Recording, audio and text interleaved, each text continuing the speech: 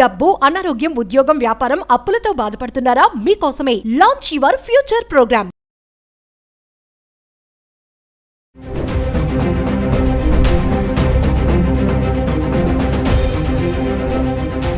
Hi hello నమస్తే, welcome back to Suman T. ప్రస్తుతం మనతో పాటు ఉన్నారు పబ్లిక్ స్పీకర్ రజనీ రమ గారు. నమస్తే మ్యామ్. నమస్తే నవీన. మ్యామ్, ప్రెసెంట్ డేస్లో మనకు పనులన్నీ అయిపోయాక ఏదైనా కొంచెం టైం దొరికింది, ఇలా కూర్చుందాం అంటే, కూర్చొని మాట్లాడుకుందాం అంటే, ఆ టైంలో కూడా మన చేతిలో మొబైల్ ఉంటుంది. అవును, ఖచ్చితంగా మొబైల్ పట్టుకొని ఏదో చూసుకుంటున్నాం అనేసి ఇదే పని. అంటే ఒక్కరోజు కూడా ఆ మొబైల్ని మనం పక్కన పెట్టి ఉండలేమా? ఈ మధ్య కాలంలో ఈ జనరేషన్లో వైఫ్ అండ్ హస్బెండ్ రిలేషన్స్ చూసుకుంటే, మ్యారేజ్ అయ్యాక పెళ్లి ఆల్బమ్ ఉంటుంది చూసారా, అది వచ్చే లోపే డైవర్స్ అయిపోతున్నాయి కొంతమందికి. అంటే అక్కడ డిస్టర్బెన్స్ అనేది ఈ సోషల్ మీడియా, ఈ గ్యాడ్జెట్స్ వల్ల కూడా వస్తుంది. ఎంతమంది వైఫ్ అండ్ హస్బెండ్స్ అసలు మీరు అన్నట్టుగా ఒక వీడియోలో చెప్పారు, పడుకునే ముందు కాసేపు కూర్చొని మాట్లాడుకోవాలి అని. ఆ మాట్లాడుకునే టైం లేదు. అక్కడ కూడా హస్బెండ్ కానీ వైఫ్ కానీ, హస్బెండ్స్ అనొద్దు, మన వైఫ్స్ కూడా ఆగి తయారయ్యారు. ఆ టైంలో కూడా బెడ్ మీద కూర్చొని కూడా పడుకునే టైంలో ఆ 10-11 అయినా కూడా ఆ మొబైల్ తోటే. మరొక్కసారి దీనికి చెక్ పెట్టే సూత్రాలు ఏం లేవు అంటారా? వైఫ్ అండ్ హస్బెండ్ రిలేషన్ అనేది ఎన్నో కారణాల వల్ల కూడా దెబ్బతింటుంది. మరి ఈ గ్యాడ్జెట్స్ వల్ల కూడా దెబ్బతింటుందా అంటే ఒకసారి దాని గురించి. మీరు ఎక్కడికో వెళ్ళిపోయారు. పెళ్లిపీటల మీద అబ్బాయి చేతిలో అమ్మాయి చేతిలో ఫోన్లు ఉండట్లేదా? నిమిషానికి ఒకసారి పక్కన తీసి పెడతారు. చూడట్లేదా? చూస్తున్నారు. Notifications. పెళ్లి జరిగేటప్పుడు కూడా ఏంటండి, ఒకరినొకరు చూసుకోవాలి కదా. ఇప్పుడు పాపం ఒక నిమిషం కావాలి, పక్కన పెడతారు జీలకర్ర బెల్లం పెట్టినప్పుడు. లేకపోతే అక్కడ కూడా పట్టుకుంటారు. ఎందుకంటే పంతులు చెప్తారు, జీలకర్ర బెల్లం పెట్టినప్పుడు తెర ఒకటి అడ్డం పెడతారు. ఆ తెర తీయంగానే చూపులు కళ్ళు కలిపి చూసుకోమంటారు. చూపులు కలిసిన శుభవేళ అంటారు దాన్ని. అంటే అది ఆచారం పాతది. ఇప్పుడు పెళ్లికి ముందే లవ్వులు చేసుకుంటుంటే ఇంకా తొలి చూపులు ఏంటి, లేకపోతే చూపులు కలిసిన శుభవేళ ఏంటి, అదేం కాదు. సాంప్రదాయాన్ని పోగొట్టకూడదని అది ఒకటి ఏర్పాటు చేస్తారు. అసలు అర్థం అప్పుడు చూసుకోవాలి అని. అలా చూసుకోవడం వల్ల కళ్ళు కమ్యూనికేట్ చేస్తాయి వాళ్ళ భావాల్ని, వాళ్ళ మనసులో ఉన్న ఉద్దేశాలని కూడా. ఇప్పుడు అది లేకుండా పెళ్లి పీటల మీదే నిమిషానికి ఒకసారి సెల్ ఫోన్ చూస్తారు. ఇంకా గట్టిగా మాట్లాడితే పెళ్లి కొడుకే ఫోన్లో డెకరేషన్ వాళ్ళతోటి ఆ చుట్టాలు గనక వస్తుంటే లొకేషన్ పెట్టమని పెళ్లి కొడుకుకి ఫోన్ చేసి అడగడం లాంటి దరిద్రమైన పనులు కూడా జరుగుతున్నాయి.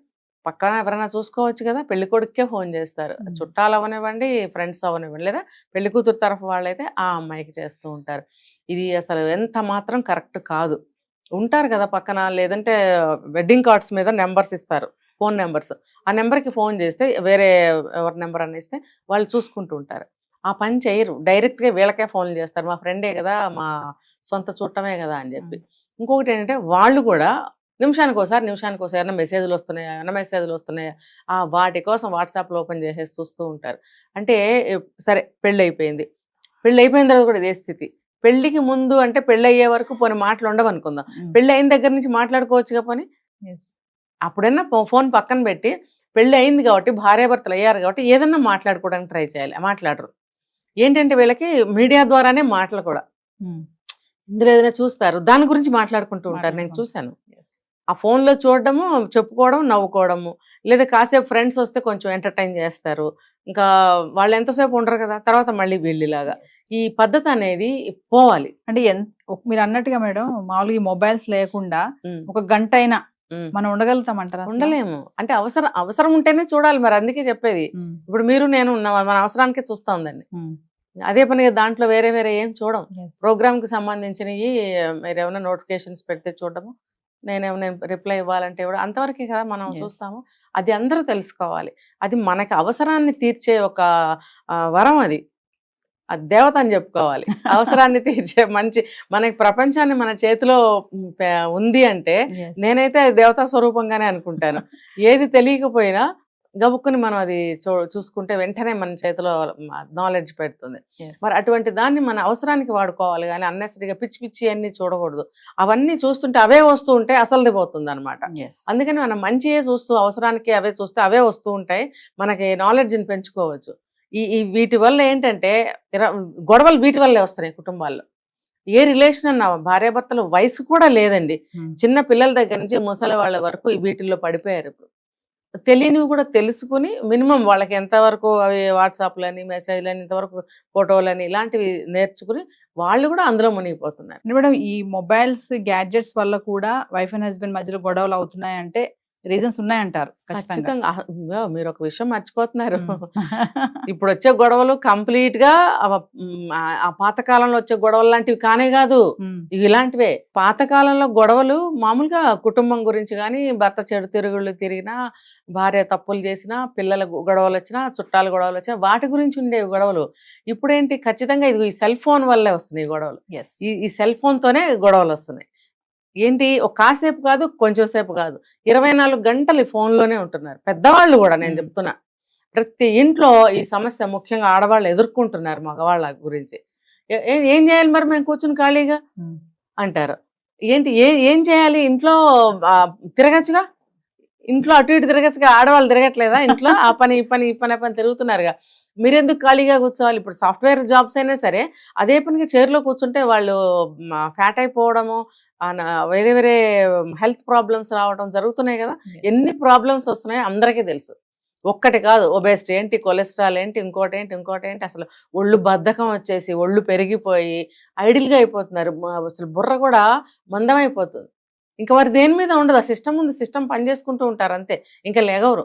మధ్యలో ఫోన్ చూసుకుంటూ ఉంటారు.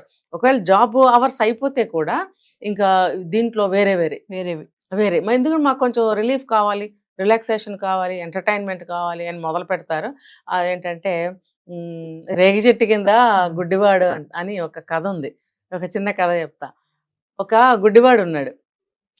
అందరూ బాగా తిరుగుతున్నారు, నవ్వుకుంటున్నారు, మాట్లాడుకుంటున్నారు, అటు వెళ్తున్నారు ఇటు వెళ్తున్నారు, మాటలు చెప్పుకుంటున్నారు, నవ్వుకుంటున్నారు. పాపం ఈ అబ్బాయికి ఏం కనపడదు. ఒక చోట కూర్చోబెడతారు. ఇది ఎప్పుడు పాతకాలం కదా కాబట్టి ఓ పక్కన కూర్చోబెడతారు. కూర్చోబెట్టినప్పుడు అతను ఏం చేయాలో తెలీదు, ఎవరి మాటలు వినపడవు. ఒక చోట కూర్చుంటే ఎక్కడో ఉంటారు వాళ్ళు నవ్వుకుంటున్నారా, తింటున్నారా, తాగుతున్నారా, తిరుగుతున్నారా, ఆడుకుంటున్నారా, పాపం ఈ అబ్బాయికి ఏమీ తెలియదు. అప్పుడు ఒకసారి చెప్పాడంట, నాకు ఏమీ తోచడం లేదు, నాకు ఏం మాటలు వినపడట్లేదు, ఏమి తెలియటం లేదు, మీరు అందరు ఎక్కడ ఉంటున్నారు అని అడిగితే వెటకారంగా అన్నమాట. వెటకారంగా ఏం చేశారు, ఆ ఒక వ్యక్తి నువ్వు ఒక పని చేయని చెప్పి తీసుకొచ్చి ఒక రేగి చెట్టు కింద కూర్చోబెట్టాడట. ఆ కొమ్మలు ఉంటాయి కదా, ముళ్ళుతో ఉంటాయి కదా, అది ఇట్లా గాలికి ఇట్లా కదిలినప్పుడల్లా కొంచెం ఇట్లా తగులుతుంది. కొంచెం దూరంగా కూర్చోబెట్టి ఉండొచ్చు, మరీ గీరుకుంటే రక్తం వస్తుంది కదా. జస్ట్ ఆ కొమ్మ తగిలేటట్టుగా కూర్చోబెట్టి అది గాలికి ఎప్పుడైతే ఇట్లా కొమ్మ కదులుతుందో అప్పుడు నీకు ఇట్లా టచ్ అయినప్పుడల్లా నువ్వు నవ్వుతూ ఉండు అని చెప్పారంట. పాపం నిజమే అనుకుని, అమాయకత్వం అయిన రోజులు కదా, నిజమే అనుకుని గాలి వీచినప్పుడల్లా కొమ్మ కదిలి ఇట్లా రాచుకుని వెళ్ళినప్పుడల్లా ఓహో వీళ్ళందరూ ఎక్కడ నవ్వుకుంటున్నారు, ఏదో సరదాలో ఉన్నారంటే కనపడదు కదా అని చెప్పి తను కూడా నవ్వటం మొదలుపెట్టాడు. అలా ఎంతోసేపు అనమాట. అంటే ఆ భ్రమ ఆ మాయాలో ఉంచేసి వీళ్ళ పని వీళ్ళు. అలాగా వీళ్ళు కూడా ఏంటంటే ఒక్కట్లే సెల్ ఫోన్ పెట్టేసుకుని ఇలాగా రేగి చెట్టు కింద గుడ్డివాళ్ళలాగా నవ్వుకుంటూ ఉంటారు. అంటే అక్కడ ఒక్కళ్ళే ఉన్నాను, నేను ఇవేవో చూసుకుంటూ నవ్వుకుంటున్నాను, ఇంకా కుటుంబం ఉంది, నేనేం మాయలో ఉన్నాను అని తెలుసుకో. అతను రేగి చెట్టు కింద కూర్చున్నాడంటే అతను గుడ్డివాడు కాబట్టి అది వేరే విషయం. నువ్వేంటి కళ్ళు కాళ్ళు అన్నీ ఉన్నవాడివి, నువ్వు లెగవాలి, తిరగాలి, మాట్లాడాలి, ఇంట్లోకి ఏమైనా వస్తువు కావాలని అడగాలి, అవసరం లేకపోయినా అడగాలి, అంటే కొంచెం మాట్లాడటం, లేకపోతే మాట్లాడటం మర్చిపోతారు. ఇప్పటికే మన తెలుగు అంతరించిపోయింది. చాలా మందికి తెలుగు తెలీదు, వాళ్ళ రీజనల్ తెలుగు అనేది ఉంటుంది, ఏ స్టేట్ అయినా ఏ జిల్లా అయినా ఆ లాంగ్వేజ్ని మర్చిపోతున్నారు. ఏదోదో మాట్లాడేస్తుంటారు, మిక్స్ చేసేసి లాంగ్వేజ్ని, లేదంటే ఇంగ్లీష్లో మాట్లాడుకుంటారు. అలా మాట్లాడుతూ ఉంటే ఇంట్లో మన చెప్తారు పడికట్టు మాటలు అంటారు కదా, అంటే మన ఇంట్లో అలవాటు ఉన్న మాటలు, మన ప్రాంతానికి సంబంధించిన మాటలు ఉంటాయి. అవి మనం ఒకరితో ఒకరు మాట్లాడుకుంటూ ఉంటే ఆ మాటలు రిపీటెడ్గా తిరుగుతూ ఉంటే ఆ భాష బ్రతికి ఉంటుంది అనమాట. ఇంకొకటి ఏంటంటే మనం అలా మాట్లాడుకోవటం వల్ల మన ఫీలింగ్స్ని చాలా బాగా కన్వే చేయగలుగుతాం కూడా. అలా అనమాట. అది పోయింది. నేను చెప్పేది ఏంటంటే ఇలా ఇంట్లో తిరుగుతూ ఉండండి, ఏదో ఒకటి మాట్లాడుతూ ఉండండి, అప్పుడు ఇంట్లో వాళ్ళకి కమ్యూనికేషన్ బాగుంటుంది. ఇంకా చెప్పాలంటే వాళ్ళ రిలేషన్స్ బాగుంటాయి, ఏదైనా ఒక విషయం గురించి షేర్ చేసుకున్న వాళ్ళు అవుతారు. మరి ఒక పని ఏదైనా చెయ్యాలి అంటే షేర్ చేసుకోవటం ద్వారా మనం ఓకే అని ఒక డెసిషన్ తీసుకోవడానికి బాగుంటుంది, అన్ని విధాలా బాగుంటుంది. అంటే మనకి ఏదైనా సమయం దొరికింది అంటే కొంచెం మన వాళ్ళతో మాట్లాడాలి. ఖచ్చితంగా. కూర్చొని. ఆ టైంలో కూడా మనం మొబైల్ పట్టుకుని ఆ, టైం దొరికింది కదా కాసేపు మొబైల్ చూద్దాం అనుకోకుండా దాన్ని కొంచెం పక్కన పడేస్తే ఉమ్, షేర్ చేసుకోవాలి. వైఫ్ అండ్ Share హస్బెండే గానీ, అవును. పిల్లలతో గానీ, పేరెంట్స్ గానీ, ఎవరైనా సరే. అవును. ఇంకొకటి కాస్తంత ఖాళీ దొరికితే ప్రతి ఇంట్లో ఒక హాలో ఒక బాల్కనీ ఏడుస్తుంది కదా, కూర్చుని కాసేపు 2 నిమిషాలు ఏమంటారు నేచర్ని నేచర్ని కూడా మనం కొంచెం ఆస్వాదించాలి. అది ఎండ అవనివ్వండి, వేడి అవనివ్వండి, చల్ల అవనివ్వండి, వర్షం అవనండి, కాసేపు కూర్చుంటే అది ఏంటంటే ప్రశాంతమైనటువంటి ఒక ఫీలింగ్ బ్రెయిన్లోకి Yes. వెళ్తుంది.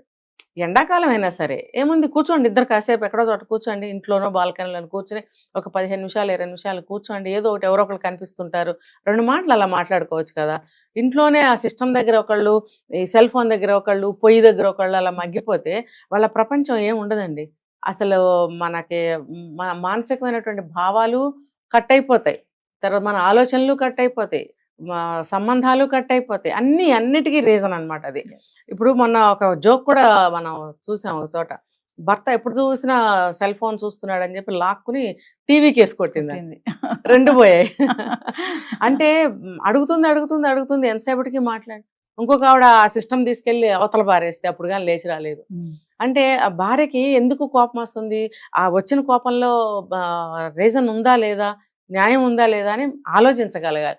నా ల్యాప్టాప్ తీసేస్తావా, నా ఫోన్ తీసేస్తావా అని చెప్పి తిరగబడి కొట్టడం, లేకపోతే హత్యలకు వెళ్ళిపోతున్నాయి అలాంటి కోపాలు. ఇవన్నీ కాదు, ఎవరికి వాళ్ళు అర్థం చేసుకోండి. సిస్టమ్ దగ్గర ఎంతసేపు ఉండాలి, సెల్ ఫోన్తో ఎంతసేపు ఉండాలి, ఇంట్లో వ్యక్తులతో ఎంతసేపు, భార్యే కాదండి ఫ్యామిలీ ఉండదా, పిల్లలు ఉండరా, పిల్లలు ఇంతోళ్ళు ఉండొచ్చు అంతోళ్ళు ఉండొచ్చు, డిగ్రీలకు వచ్చిన వాళ్ళు ఉండొచ్చు. మరి ఫ్యామిలీ అయిన తర్వాత ఎలా ఉండాలి బాండ్, నలుగురు చేతిలో 4 ఫోన్లు ఉంటాయి.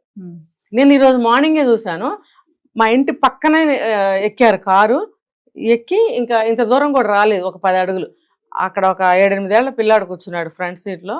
అక్కడ ఇల్లు ఎంత దూరం ఉందంటే రోడ్డు మీదకి వచ్చి ఇంకా 1/2 సెకండ్ కూడా కాలేదు, సెల్ ఫోన్ ఓపెన్ చేసేసి చూసేస్తున్నాడు. పక్కనే ఫాదర్ ఉండొచ్చు డ్రైవింగ్ సీట్లో.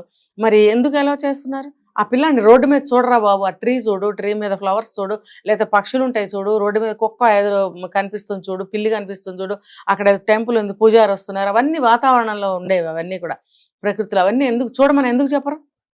ఒక లాక్కుని జేబులో పెట్టుకోలేడు ఆయన, ఫోన్ ఎందుకు ఇచ్చినట్టు?